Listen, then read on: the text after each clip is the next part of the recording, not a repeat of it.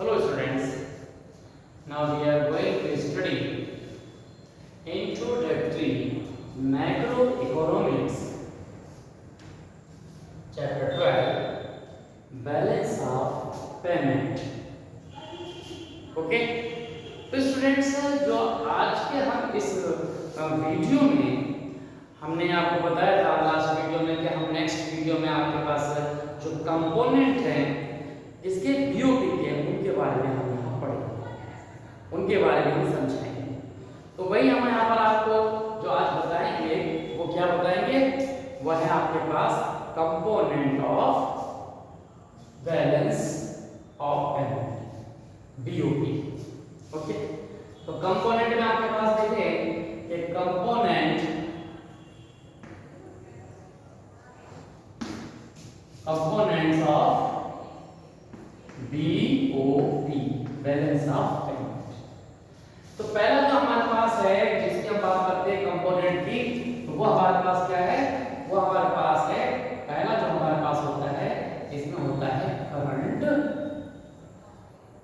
क्या होगा, current account, current. Okay, और जो दूसरा हमारे पास होता है इसे हम बोलते हैं कैपिटल अकाउंट। ये दूसरा जो हमारे पास रहेगा इसे हम बोलेंगे कैपिटल अकाउंट। ओके, अब ये जो करंट अकाउंट है वो हमारे पास क्या होता है ये आपको समझना है। फिर आपको ये समझना है कि कैपिटल अकाउंट्स क्या होता है बीओपी में। ओके, तो देखिए सबसे बड़ी बात होती है कि करंट अकाउंट का मतलब क्या होगा, ये तो हमने आपको बता दिया था कि बीओपी में हमेशा क्या होता है, जो भी मॉनेटरी ट्रांजैक्शंस होते हैं, जो इकोनॉमिक जितने भी ट्रांजैक्शंस होते हैं वो सब अक्रॉस बाउंड्रीज होते हैं, एक कंट्री से दूसरी कंट्री तक। ये आपको समझ में आया? ओके, तो इस तरह से हमारे पास क्या होता है कि करंट अकाउंट अब जो आप डिफाइन करेंगे इस तरह से कि अगर किसी भी मॉनेटरी ट्रांजैक्शन में जो हम इंपोर्ट और एक्सपोर्ट करते हैं उन्हीं को हम मॉनेटरी जो ट्रांजैक्शन बिटवीन कंट्रीज बोलते हैं, अगर उस ट्रांजैक्शन में कंट्री की एसेट्स और लायबिलिटीज पर अगर इफेक्ट नहीं होता है तो वो हमारे पास करंट अकाउंट होते हैं। मतलब कोई भी फ्यूचर जो क्लेम है वो नहीं बनता है। तो ऐसे में आपके पास जितने भी जो ऑन स्पॉट ट्रांजैक्शंस होते हैं वो सब हमारे पास करंट अकाउंट्स में होते हैं। तो इसमें मोस्टली क्या होगा कि जो विजिबल आइटम्स होते हैं उनके ट्रांजैक्शंस की हम बात करते हैं। तो जितने भी आपके पास इंपोर्ट और एक्सपोर्ट हो रहा है किसका, गुड्स का, तो इंपोर्ट और एक्सपोर्ट गुड्स का जो है यहाँ पर आता है, क्योंकि जब हम इंपोर्ट और एक्सपोर्ट करते हैं गुड्स का तो हम एक क्या कर रहे हैं, आर्टिकल को अगर भेज रहे हैं तो हमने एक्सपोर्ट कर दिया और हमने उसके बदले क्या किया, अमाउंट ले लिया। तो इसमें कोई एसेट्स और कोई भी लायबिलिटी यहाँ पर अफेक्टेड नहीं होती। ओके, तो इस तरह से क्या होता है कि हमारे पास क्या होगा अकाउंट में, इस अकाउंट में जो आपके पास क्या क्या चीजें होंगी, आप सारी चीजें इसमें देख सकते हैं कि इसमें जो इंपोर्ट क्या होगा, इंपोर्ट और एक्सपोर्ट क्या होगा, इंपोर्ट और एक्सपोर्ट ऑफ जो हमारे पास क्या है गुड्स, ये सारी आपके पास हो जाएंगी। इसी तरह से इसी में हमारे पास क्या हो जाएगा, इसी तरह से इंपोर्ट, यहां अगर हम बात करें तो इंपोर्ट और एक्सपोर्ट हमारे पास किसका हो जाएगा, ये अगर आप देखें तो वो आपके पास क्या होगा, वो सर्विसेज का, जो सर्विसेज हैं उनका इंपोर्ट और एक्सपोर्ट हो जाता है। ऐसे ही हमारे पास इसमें क्या हो जाता है, एक और होते हैं जिसके करंट ट्रांसफर होते हैं। अब जो करंट ट्रांसफर आपके पास देखें, जो कि हमारे पास जितने भी करंट ट्रांसफर है ये आप देखें, करंट ट्रांसफर ये हमारे पास जितने भी होंगे वो सब इसी में आएंगे। अब देखिए हमारे पास जो इंपोर्ट और एक्सपोर्ट में आपके पास आर्टिकल्स आ गए सारे डिनोट कर दिया। इसी तरह से इंपोर्ट और एक्सपोर्ट क्या हो गया, सर्विसेज का हो गया। अब इसमें फैक्टर सर्विस और नॉन फैक्टर सर्विस दोनों ही होती है। फैक्टर सर्विस का मतलब है जो कंपनसेशन से रिलेटेड होती है, प्रॉफिट से रिलेटेड होती है, रेंट से रिलेटेड होती है, वो आपके पास क्या आती हैं, वो सब फैक्टर सर्विसेज में आती हैं। और जो हमारे पास नॉन फैक्टर सर्विसेज हैं उनके अंदर क्या होगा कि बैंकिंग है, शिपिंग है, इंश्योरेंस है, ये सब हमारे पास नॉन फैक्टर सर्विसेज में इंक्लूड किया जाता है। ये आपको समझ में आ गया। और दूसरा हमारे पास एक और ये जिसमें हमने कहा कि करंट ट्रांसफर, इसके अंदर क्या होता है कि यूनिलैटरल ट्रांजैक्शन सारे आ जाते हैं। अब यूनिलैटरल में आपको बता दिया था जो आपके पास फ्री आइटम्स होते हैं, मूवमेंट जिनका होता है, इसमें गिफ्ट है, ग्रांट है, डोनेशन है, चैरिटी है, ये सब आपके पास क्या आते हैं, इसी में आता है। और करंट ट्रांसफर में एक चीज और आती है जिसे हम बोलते हैं रेमिटेंसेस, वो भी इसी में आता है। रेमिटेंसेस का मतलब है कि कोई रिलेटिव अगर अब्रॉड में रह रहा है तो वो अपने रिलेटिव को अमाउंट जो है वो भेज रहा है, तो वो हमारे पास इसमें आ जाता है। तो इस तरह से हमारे पास क्या आ जाता है कि ये जो हमारे पास करंट जो ट्रांसफर है वो इसमें इंक्लूड हो जाता है। समझ में आपको इजीली आ गया। तो ये सारी चीजें आपके पास करंट अकाउंट में आती हैं। ओके, इसके बाद जो हमारे पास आता है जिसे हम बोलते हैं क्या, कैपिटल अकाउंट्स। तो कैपिटल अकाउंट में आपके पास क्या आता है, सबसे पहले इसमें आपके पास आएगा, अगर हम नंबर 1 की बात करते हैं तो इसमें बोरोइंग आती है, ये बोरोइंग आती है। अब ये बोरोइंग जो है वो आपके पास है। अब बोरोइंग है तो बोरोइंग के अंदर क्या होता है, ये बोरोइंग जो उधारी होती है वो दो तरीके की होती है। ये दो तरीके का मतलब आप इसमें लीजिए कि इसमें आपके पास एक जो है आपके पास जो है वो क्या कहलाती है, एक्सटर्नल कमर्शियल बोरोइंग। एक्सटर्नल जो हमारे पास है वो क्या है, कमर्शियल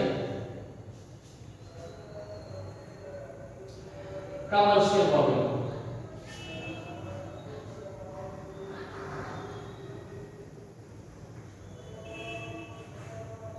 ओके, ये। और दूसरा जो हमारे पास आता है जिसे हम बोलते हैं एक्सटर्नल, इसे हम एक्सटर्नल असिस्टेंस हम आपको बोल देते हैं, या आपके पास है एक्सटर्नल असिस्टेंस। अब देखिए ये दोनों आपके पास क्या होते हैं, जो एक्सटर्नल का मतलब है कि बाहर से जो भी हम लोन ले रहे हैं, एब्रॉड से लोन ले तो एक्सटर्नल लोन ले, चाहे वो यहाँ पर आपके पास आ जाए, मतलब जो असिस्टेंस आ जाए, या कमर्शियल बोरोइंग आ जाए। अब कमर्शियल बोरोइंग का मतलब है जो बिजनेस से पर्पस से आप क्या कर रहे हैं, बोरोइंग कर रहे हैं। तो बिजनेस के पर्पस से जो आप बोरोइंग करते हैं तो उसमें जो आपको बोरोइंग मिलता है वो मार्केट रेट पर मिलता है।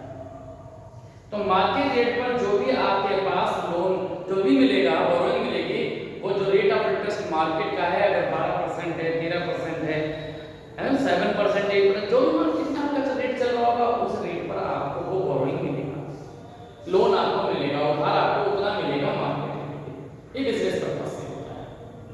लेकिन जो हम एक्सटर्नल असिस्टेंस की हम बात करते हैं तो एक्सटर्नल असिस्टेंस से जो असिस्टेंस होता है वो बिजनेस पर्पस से नहीं होता, ये वेलफेयर के लिए होता है, भलाई के लिए होता है। तो इसके अंदर क्या होता है कि जो लोन होते हैं वो कंसेशनल होते हैं। तो हमेशा क्या होता है कि ये जो लोन होते हैं वो किसके लिए होते हैं, हम अपने बीओपी को क्या करते हैं, हम उसको बैलेंस बनाने के लिए लोन लेते हैं। तो वो जो बैलेंस बनाने के लिए आप लोन लेते हैं तो वो हमारे पास क्या होते हैं, एक्सटर्नल असिस्टेंस कहलाते हैं। मतलब हमने क्या किया, क्या हमने कंट्री की भलाई के लिए ये लोन लिए। मतलब ऐसे समझ लीजिए कि एक लोन कमर्शियल के लिए लिया जा रहा है और एक लोन लोगों की भलाई के लिए। मान लीजिए एक व्यक्ति क्या करता है, अपनी इंडस्ट्री के लिए लोन लेता है, और दूसरा जो है वो मान लीजिए कि कहीं पर आग लग गई है, उस आग से जो है वहां नुकसान हुआ, उसकी भरपाई के लिए लोगों को जो है रिहैबिलिटेट कराने के लिए ले रहा है। तो अगर ये लोन लेता है, मान लीजिए कि छोटे से एग्जांपल के, अगर उसने 5 करोड़ का लोन लिया तो ये मार्केट रेट में मिलेगा। और अगर इसने 5 करोड़ का लोन लिया तो उसे लग रहा है कि ये जो नोबल काम उसके कॉस्ट के लिए ले रहा है, लोगों को रिहैबिलिटेट करा रहा है, इसलिए वो कहता है ठीक है हम ये कंसेशनल छूट कर देंगे। तो ये आपके पास एक्सटर्नल असिस्टेंस हो जाते हैं। समझ में आपको आ गया?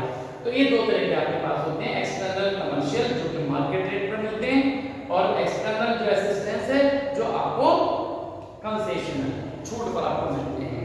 तो ये इसका पार्ट हो गया आपके पास। इसी तरह से जो दूसरा हमारे पास आता है, इसका जो दूसरा है जिसे हम बोलते हैं इसका, इसमें आपके पास होता है फॉरेन इन्वेस्टमेंट। फॉरेन इन्वेस्टमेंट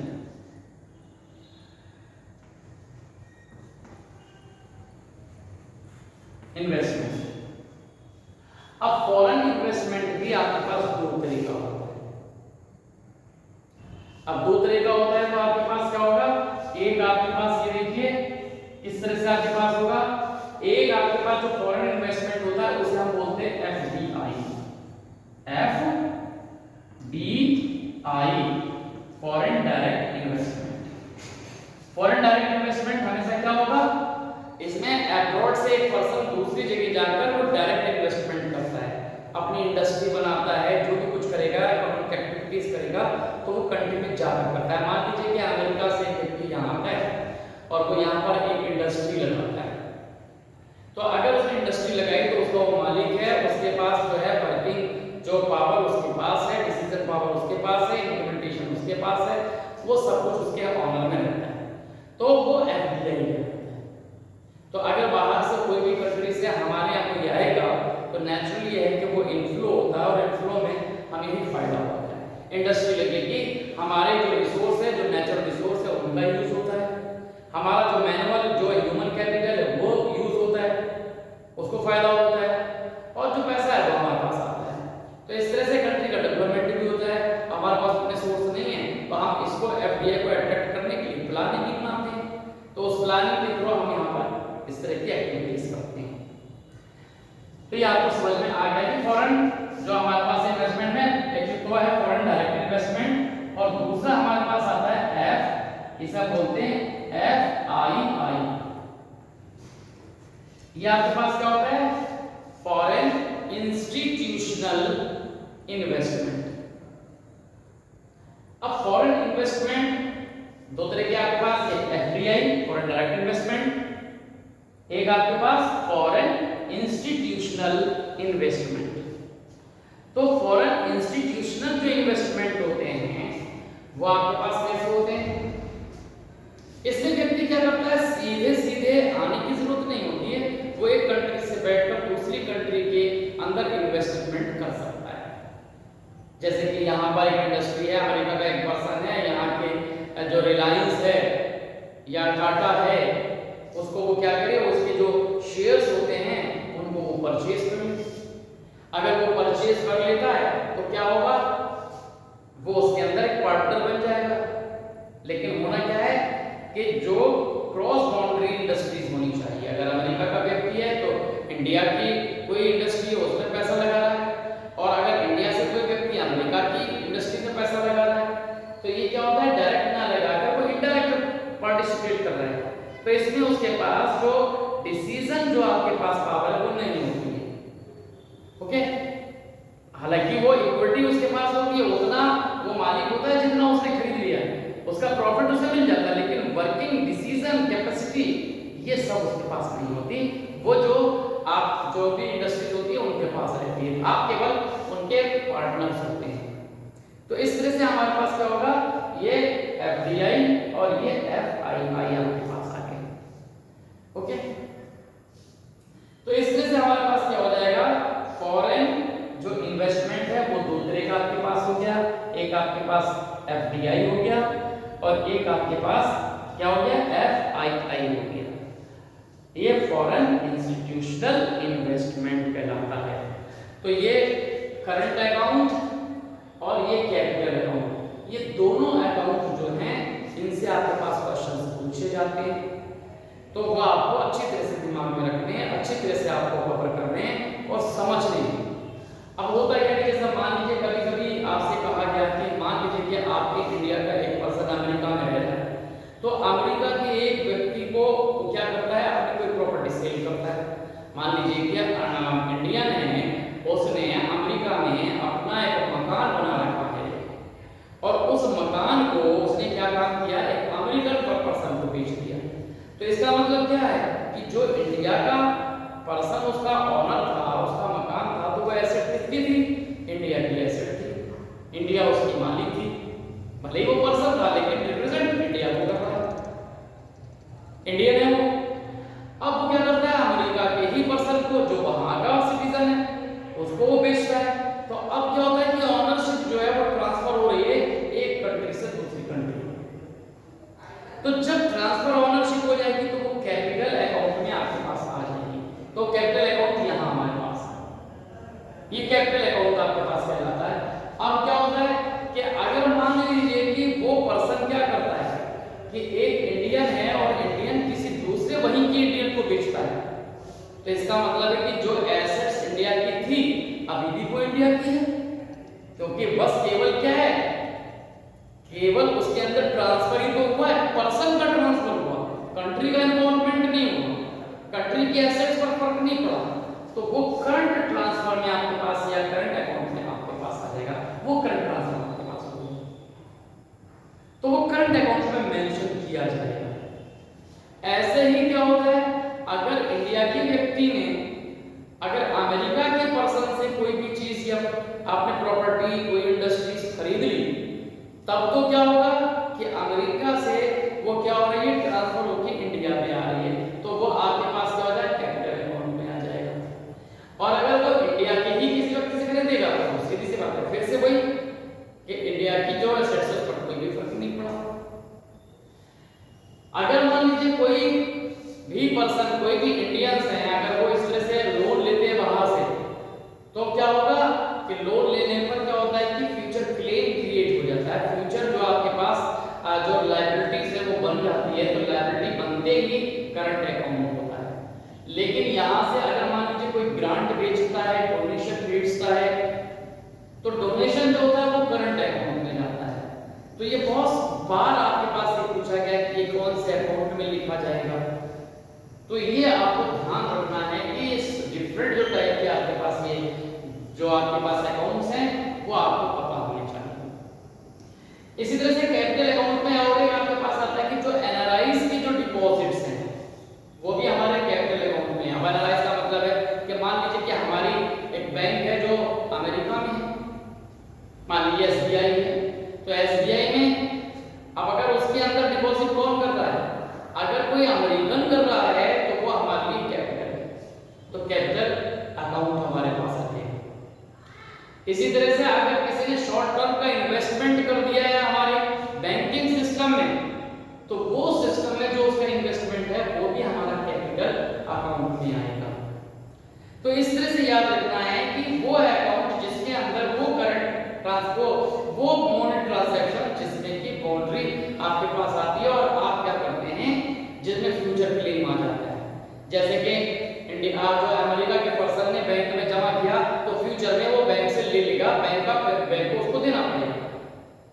ऐसे ही शॉर्ट टर्म इन्वेस्टमेंट अगर बैंकिंग में आपने ट्रांसफर किया है तो वो पैसा कभी भी ले सकता है, तो फ्यूचर क्लेम बन जाता है। तो अगर फ्यूचर क्लेम बन गया है तो करंट अकाउंट ही होगा, और फ्यूचर क्लेम अगर नहीं बना है तो वो आपका करंट अकाउंट हो जाएगा। आपको ये चीज समझनी है। तो ये पूरा आपके पास कंपोनेंट आपको यहाँ पर समझना है। अब एक पोर्शन इसका बचा हुआ है और वो आपके पास क्या बचा है, जिसे आप बोलते हैं ऑटोनोमस आइटम और अकोमोडेटिंग आइटम, वो हम अगली वीडियो में एक्सप्लेन कर देंगे। ओके।